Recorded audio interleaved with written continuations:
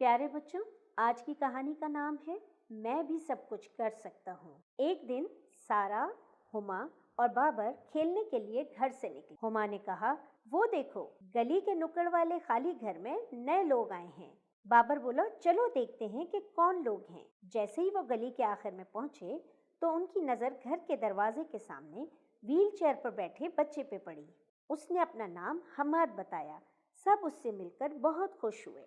हमाद को बचपन में पोलियो के कतरे नहीं पिलाए गए थे, जिसकी वजह से वो चल नहीं सकता था। व्हीलचेयर पर होने की वजह से वो स्कूल भी नहीं जाता था।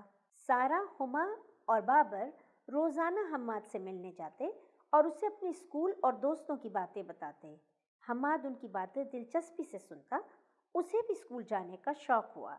हमाद की ख्वाहिश सुनकर उसकी अम्मी ने हमाद का स्कूल में दाखिला करवा दिया। अब हमाद अपने तीनों दोस्तों के साथ स्कूल जाता था। एक दिन सारा, हुमा और बाबर शाम के वक्त हमाद के घर पहुंचे और उससे कहा कि चलो, आज हमारा वॉलीबॉल का मैच है।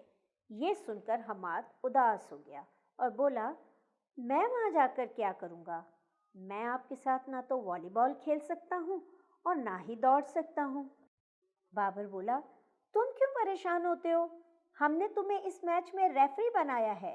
तुम हमारे खेल का सबसे अहम किरदार करोगे, क्योंकि रेफरी के बगैर खेल नहीं खेला जा सकता। सब दोस्त खेल के मैदान में पहुंचे और वॉलीबॉल के मैच से लुत्फानंदोज हुए। हमाद को रेफरी का किरदार करके बड़ा मजा आया। उसे लगा वो भी खेल में शामिल है और वो भी सब कुछ कर सकता है। बच्चों, आपको कहानी पसंद आई?